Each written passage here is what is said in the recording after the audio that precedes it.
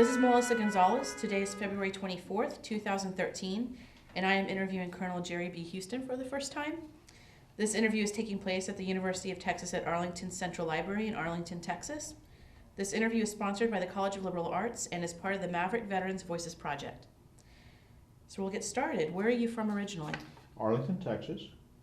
My great-grandfather was one of the original founding families of Arlington, Texas in 1872, Joe Collins. And my grandfather was the city health officer in Arlington. My grandfather on my mother's side owned a hotel in downtown Arlington. And so as a boy, I lived in downtown Arlington in the old hotel. And eventually moved down on Abrams, went to Southside High School, and eventually lived on where the current telephone company is, at West and Abrams Street. The college didn't extend any further south than Brazos Hall, and the road stopped at the creek, Mary's Creek, and I had a rope swing on Mary's Creek that we would play with. So I'm a resident of Arlington, moved to Fort Worth when I was 12, and was there until I came to Arlington and then into the military. So did your high school have an ROTC program? We did. I went to Arlington Heights High School in Fort Worth, Texas, and I took 3 years in ROTC, enjoyed all 3 years a great deal, and I got to know the drill team there. I was the commander of the drill team, and was the corps commander my senior year at the high school. And I was actually recruited by the Sam Houston Rifles to come to Arlington for the Sam Houston Rifles. And I really thought a lot of them, so that's what I did. That's why I came to Arlington, was to be a member of the Sam Houston Rifles. Since they recruited you, did they offer a scholarship or any No, assistance? in those days there was no scholarship. Okay. And I had to try out just like any other individual. I wasn't a shoo-in, but we came in, and there were 6 of us that were selected in September of my freshman year to be members of the Sam Houston Rifles.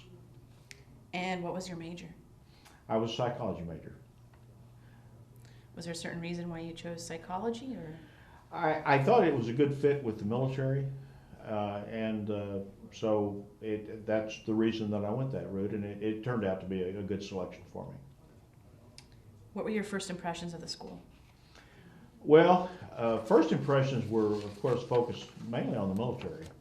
And I really thought I would like the Sam Houston Rifles, and found out that that was true. I did like the Sam Houston Rifles a lot. And then I liked the atmosphere around campus, because in 1959, when I started here, on campus, we probably had less than 2,000 students that actually lived on and around campus, and everyone else was a commuter. And so we got to know each other on campus, and we had a very close community that we got together with each other over the years, and so it was great. So in addition to ROTC and the Sam Houston Rifles, were there other campus activities that you engaged in? Any traditions? Yes. Of course, the Sam Houston Rifles, the Corps of Cadets. I was a member of the Circle K, which was the Kiwanis Club, member of the Psychology Club, and very active in other things in the university. Loved the football games and that tradition. Would you like to see it come back? Sure. Yeah. I think all the alumni feel that way. Yes.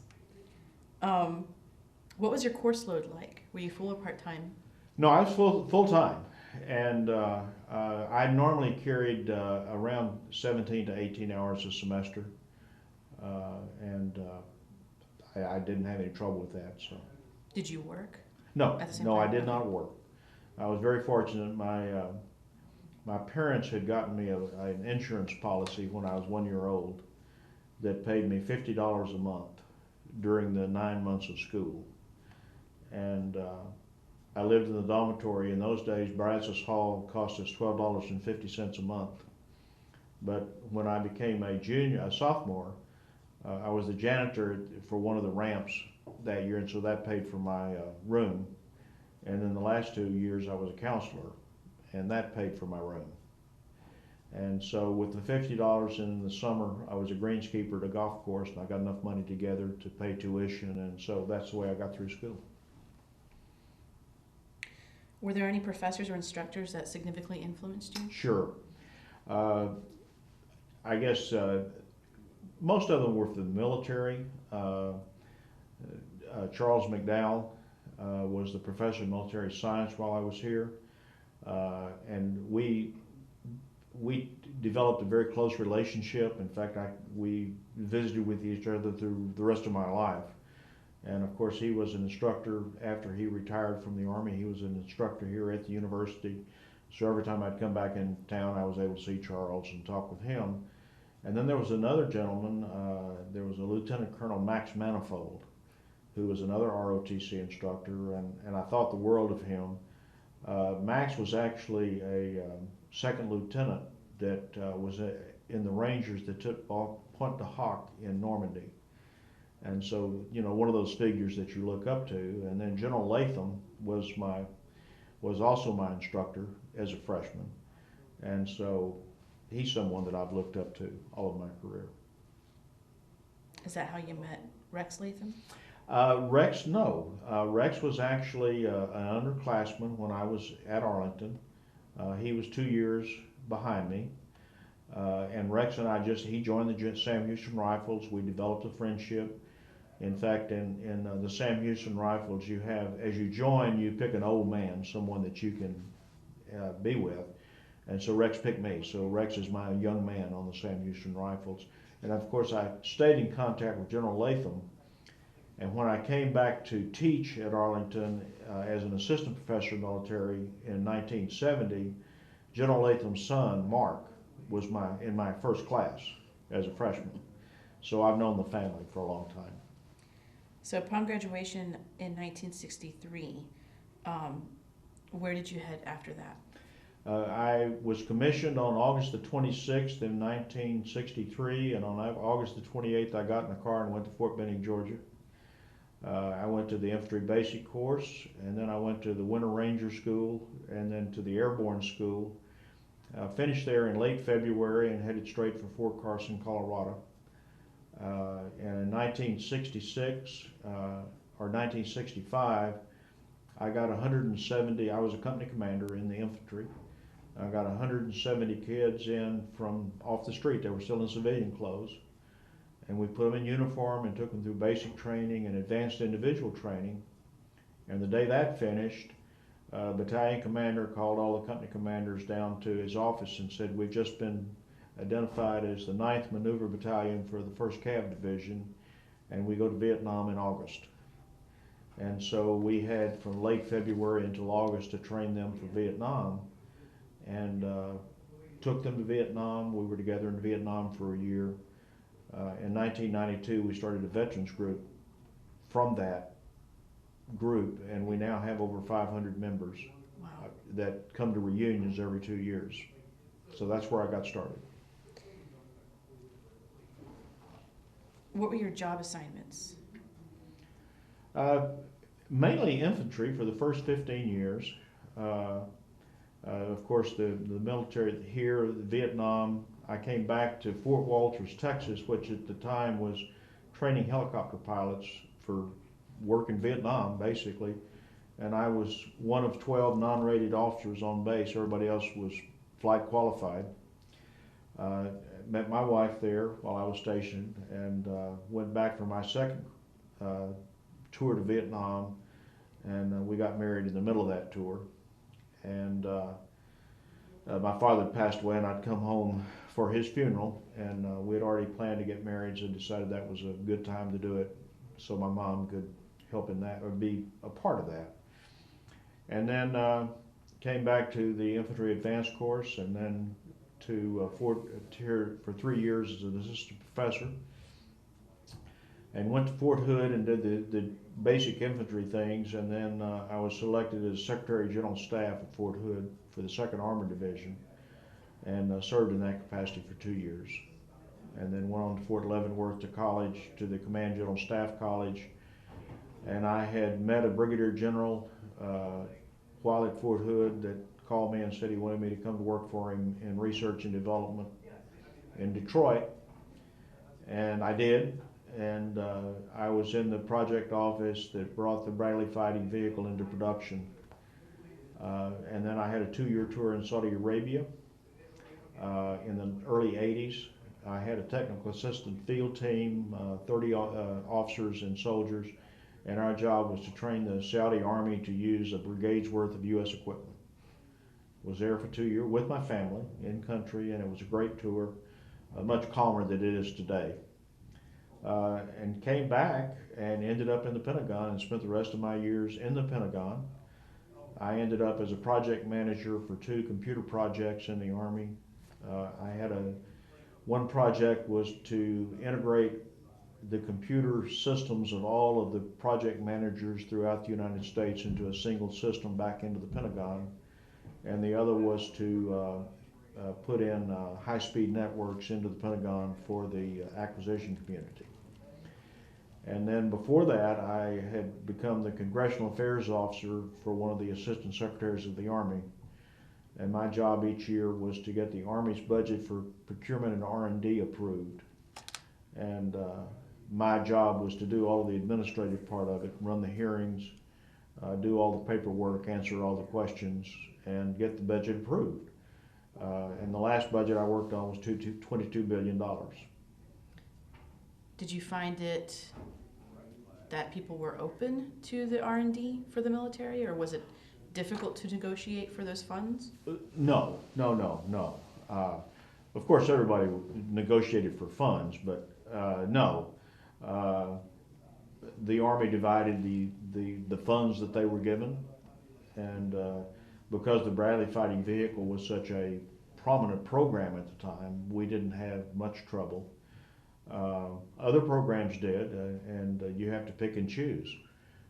For example, when I was at the Congressional Affairs Office, the 3-star general that I worked for called me in and he said, "Jerry, I'm retiring, but the one thing I want you to do is protect this new program called the GPS system." And I said, okay. So each year the Army had money to put satellites up for GPS. We didn't know what it was. And every year when we put the budget up, the Congress would zero the budget out for that, and we'd have to go negotiate. And so for the next 4 years, that's what I did every year. They would zero out the GPS system, and I'd go in and get the money back for it. And now I know what the GPS system, because I use one. But that's where it started. So you mentioned 2 tours in Vietnam? Yes. Yeah, my first tour of duty, I was a headquarters company commander for an infantry cavalry unit. And my basic job was just keeping track of the base camps and the headquarters and the field units, resupplying them, keeping them supplied, and keeping the headquarters running. Mainly in the forward command post, whenever they moved, I'd have to bring in Chinooks and load it up and move it to another site. And then my second tour of duty, I was a company commander for the first 4 months of an infantry company. And then I was a battalion supply officer, or brigade supply officer in the S4 for a brigade in the 1st Cav Division, and spent 8 months doing that, basically running a small base camp for the brigade. So I'm trying to understand the timeline when you returned from Vietnam.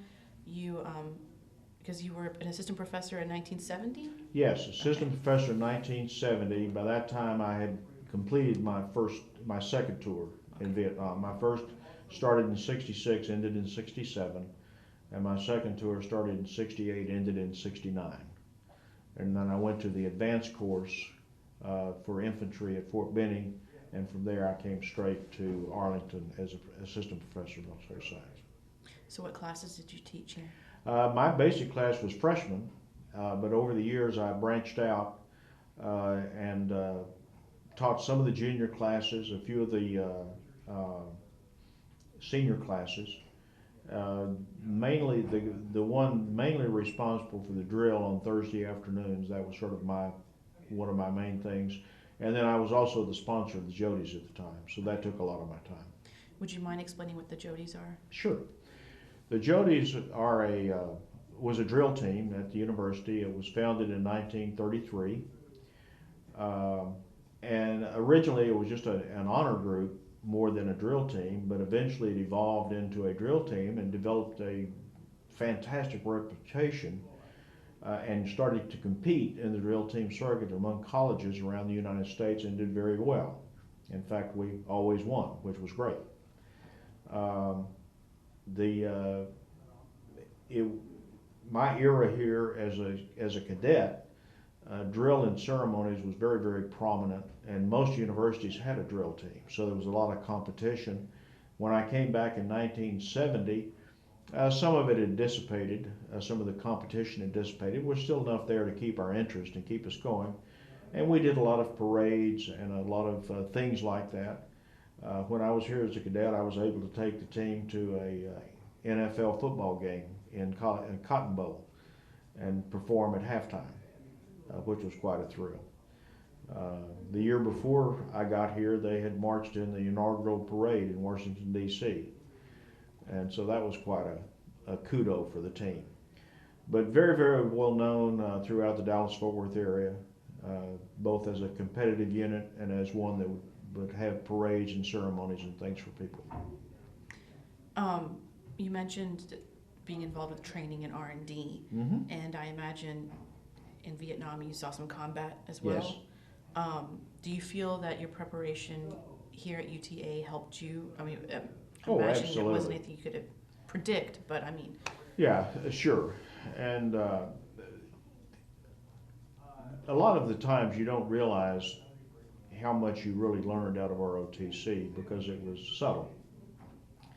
But we did learn leadership. We did learn how to logically address a problem. We did learn that there wasn't anything that you couldn't do. And so that served me well throughout my career. Working with people was what ROTC was all about, and that's what the Army's all about. So it was a great place to learn, and I owe a lot to what the Military Science Department gave me here. Were you able to stay in touch with your family while you were overseas serving your tour in Vietnam? Sure, yeah. Mail was the main, in those days, that was really the only form of communication. If we would go on R&R outside of Vietnam, we could get to a telephone system where you could call, Mm-hmm.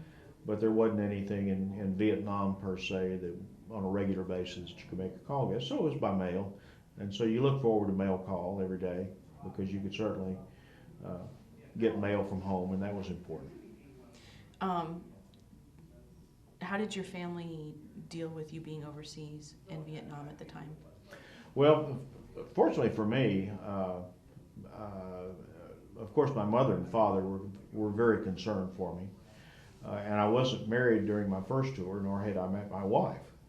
But I had met her during between the two tours, and we had planned to get married in either Hawaii or Japan. But at the death of my father in April, it just seemed the logical thing to do. And so certainly my wife was concerned about me while we were there, but we corresponded back and forth by email. And we did get an R&R in Hawaii halfway through that period of time from when we got married to when I got home. So that mitigated a lot of the problems involved with being away from home. So I take it that's what you did for leave while you were over there? Yes, I just simply took a leave when I was married. Now, before I was married, in my first tour, my best friend, a fellow named Jerry Brown, he and I went to Japan together and spent a week, had a great time. On return, he was was an advisor with the Montagnards in Vietnam, and I was with an American unit. But he was tragically killed in an ambush in May of that year, 2 weeks before he was to come home. And I got word of that. I got 3 letters one night, one from my parents, one from a close friend, and one from him. And my parents had told me about his death, and the close friend had said that Jerry had left 3 letters, one for me, one for him, and one for his mother and dad. And so I read his letter, and in his letter he told me that just be advised that he still had data rank on me. And so very emotional, and he was quite an individual. His mother put a book together of his letters. He was quite a writer, and he had written them a letter. And in the letter he said, at my funeral I won't know sad songs. And so he said the song that he did want was the Chariot song. And then when they played taps, at the end of taps, he wanted a bugle call for charge. and he was one of those individuals that everyone just loved, and so he was dearly missed by everyone. And in Fort Worth, he was known as the Kool-Aid Kid. He found out that Montagnards loved Kool-Aid, and so the Fort Worth Star-Telegram put on a Kool-Aid campaign, and they would collect Kool-Aid and send it to him. And so when he was killed, it was all over the papers because the Kool-Aid Kid was gone. And so very, very emotional.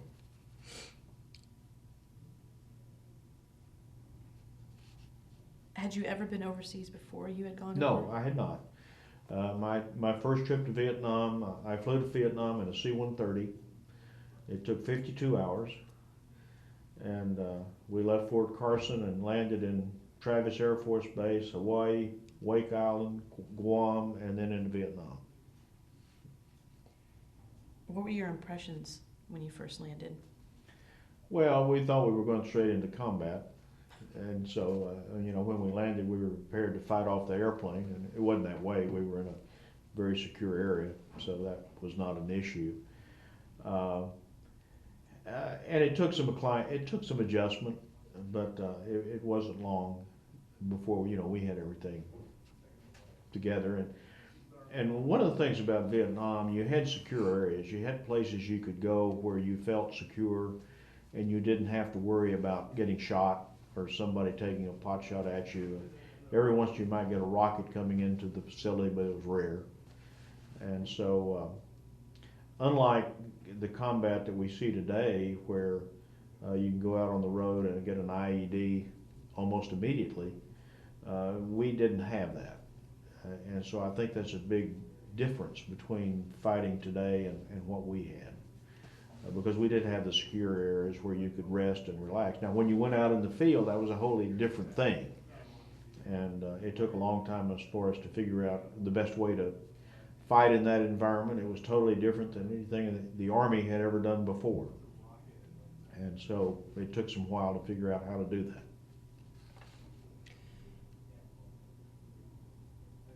How did you transition from that kind of a combat experience to coming back here and then teaching? Okay. It wasn't hard for me. I didn't have a lot of traumatic experiences when I was in the military in Vietnam. I was in some action, but it was not severe. And so I didn't have a lot of the trauma that a lot of the people did.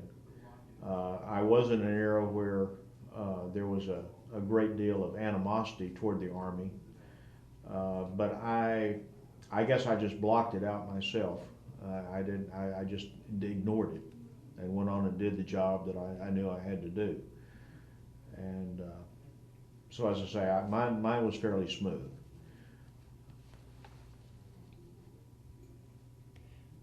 Were you awarded any medals or citations, and if so, how did you get them? Yeah. Well, you don't, in the military, you don't try to achieve a citation or an award. They come along periodically. And I got the normal awards that most people get for doing a job, sometimes better than another job you did. And so I got most of those medals. I did get a Bronze Star for Valor in Vietnam, probably not warranted, but I got one. And then I did have 2 Legion of Merits at the end of my career once when I left the Pentagon, and once when I retired. So, and I did have the parachute badge, and I did go to Ranger School, so I had that tab. So, Tell me more about your time at the Pentagon. Pentagon was, I liked the Pentagon a lot. The thing that I liked about the Pentagon was that the people in the Pentagon, it was a very hectic time, it was a very busy time, but all the people that I worked with were professionals. And I know of 2 officers specifically that lasted less than 30 days in the Army because they just didn't seem to be able to stay up and keep up. And the thing I appreciated, at least in the agency that I worked with, if I went to someone and said I needed something, he would say, okay, when do you need it? And I say this date, and he'd say, that's fine, I can get it to you then. And then I could depend on I was going to have it then. And that's pretty comforting to be able to do that. And if he was not able to make that date, he'd come back and see me and say, Jerry, I bumped into the problem, I have a problem, do you have any wiggle room? And so by using that, it was a very cooperative environment that I worked in, very hectic environment, but a very cooperative environment. And so I enjoyed that. I enjoyed my interface with the Congress. I enjoyed, I had an open invitation to most meetings because of the work with the Congress, because I had to be aware of what was going on within the agency. And so I was able to see a lot of what was going on in the military and in the Army at the time. So it was a lot of fun. Did you receive a postgraduate degree? I did. I got a business administration degree from Central Michigan University. And what made you choose that institution? I actually got it through 4 institutions. Okay. I started at UTA and got, I think I got 9 hours at Arlington. And then I got 6 hours, I think, at the University of Missouri, Kansas City, while I was at Command and General Staff School. And then I finished it up at University of Central Michigan when I was on the project manager's office in Detroit.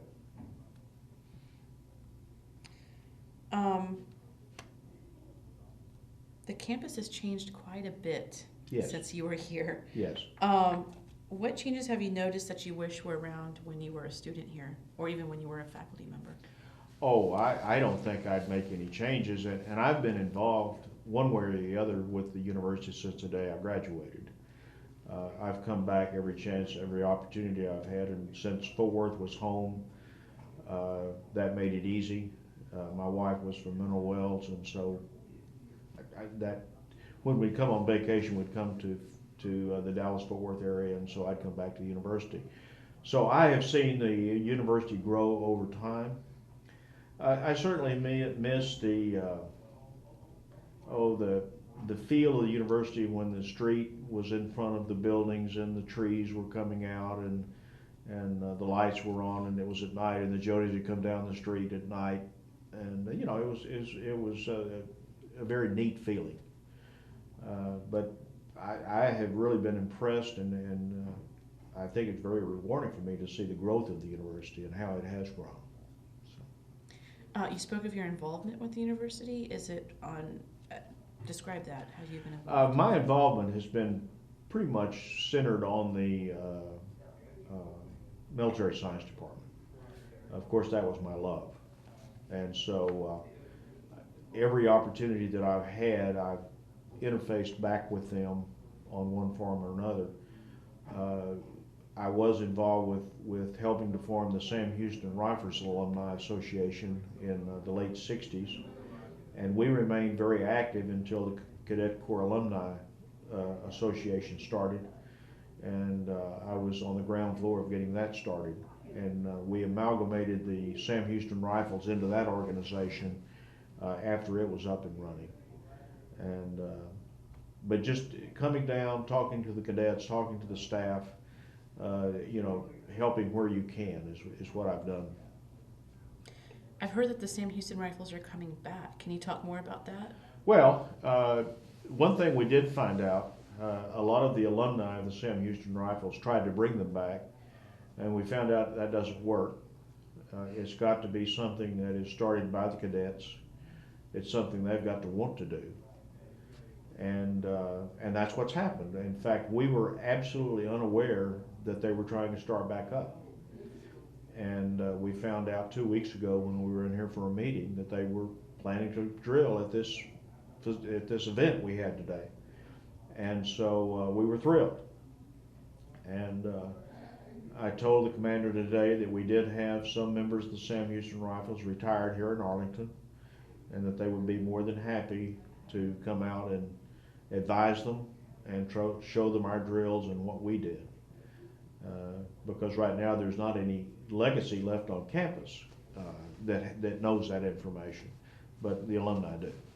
So did they have drill charts that you used to No, learn them? the Sam Houston Rifles had unique, and most drill teams throughout, well, the era that drill teams were important, they had their own routines, and so they were unique to that organization. And the Sam Houston Rifles had a very unique arm swing. They marched at 140 to 45 counts a minute rather than 120. They handled the rifles much differently than a lot of other teams, so it was unique.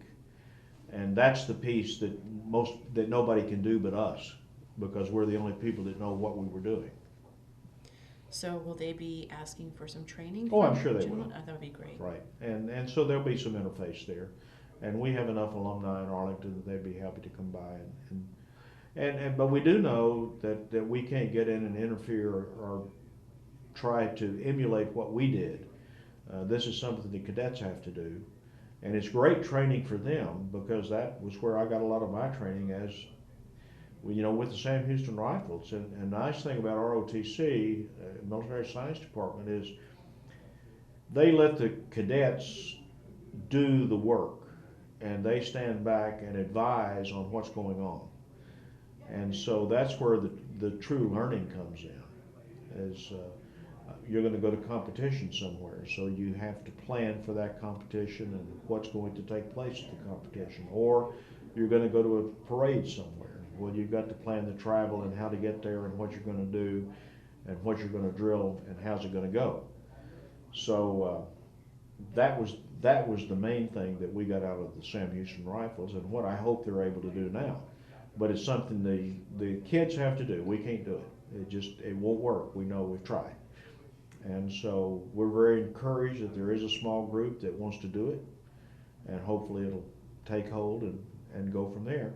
Unfortunately, one of our motivations was the competition that was around, and so we were competing against people. It was something to shoot for, and that's no longer the case. There's very, very, very few drill teams around anymore in military units, and frankly, in today's environment and in the military science departments, the focus is not on drill and ceremony. It's not as prevalent as it was when I was a cadet. And so there's not a motivation there from a military science point of view. There's a different focus. And so it really takes a unique individual that's really interested in becoming a Jody.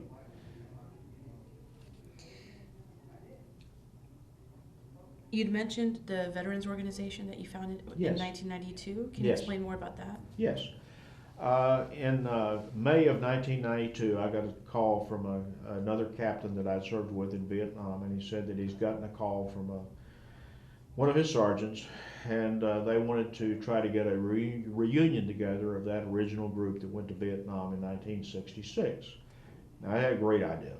So they had put together a small reunion at a Holiday Inn in Detroit, Michigan in August. So this was in May, and so I went up in August, and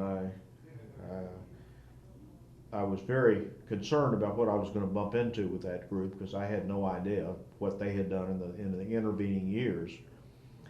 But I got to the hotel, it's just like we've been together all our lives, and we had 192 people show up, and this is out of a population of probably around 600 people in Vietnam. And so that was quite an outpouring to have 192 show up. And so we decided to form an association, and we've been very, very successful. a battalion has about 750 people in it. That's the strength of a battalion. And we offered our membership to anyone that served in Vietnam in the battalion during that period. We do know that there's somewhere around 5,000 names that we have found of people that served in the unit. We have a membership of close to 3,000. And then, as I say, we have an active membership of around 500 that get together every 2 years at some place in the United States. We've been to Nashville, Tennessee. We're going to Springfield, Missouri in 2 years. We've been to San Antonio, Washington, D.C., Colorado Springs. So we travel all over for our reunions. But it's a great time to get together with the fellows I served with. And now it's their families. Their families are very close. And so it's just like we've never left each other when we get back together. And there's a bond there. There is such a thing as a band of brothers. And there's a bond there that no one else can understand. It's just something unique to being a member of something like that. Well, we're almost ready to wrap up, but I just wanted to ask if there was anything that you would like to contribute that I haven't mentioned. Well, I would like to mention that the Cadet Corps Alumni Council has really been a great experience for me. And we started the council in probably around, I've forgotten the exact date, but it's around 15 years ago. And our goal was to, as alumni of the Military Science Department, is help the Military Science Department any way we could. And in 1981, my cousin, who was Cecil Roberts, had come over to the university and had worked with the university on some memorabilia and things like that. And he decided that the Hall of Honor was a good idea. And so he had the thought. He went to Ray Andre, who was a lieutenant colonel PMS at the time. In fact, Ray passed away last year. But Ray thought it was a good idea, so Ray and Cecil put it together. And our first Hall of Honor was in 1981. They had 10 members that they put in the first time, just to get it started. And today we had our 33rd Hall of Honor and inducted 2 more members into it. We have a total of 93 now. And it's become quite an event here at the college and the university. The Military Science Department runs it along with the Alumni Association, so it helps our relationship. It gives the alumni a chance to talk with the students, to meet with the students, and vice versa. And so we think it's a very healthy environment. And we try to help out any way we can. We have started a scholarship program, and we have an endowed scholarship with the University of Texas that's approaching $90,000. And then we have some other endowed money that we've put aside for our operating budget, and we use the interest off those 2 programs to fund those activities. And it's been great to renew acquaintances through that organization, and it's something that we think will continue the Military Science Department. And so I've been very honored to be a part of that and to work with that. And I love the university. I think a lot about the university. I love to come back, and glad this program is starting. Well, it's been a pleasure talking with you today. Well, thank you.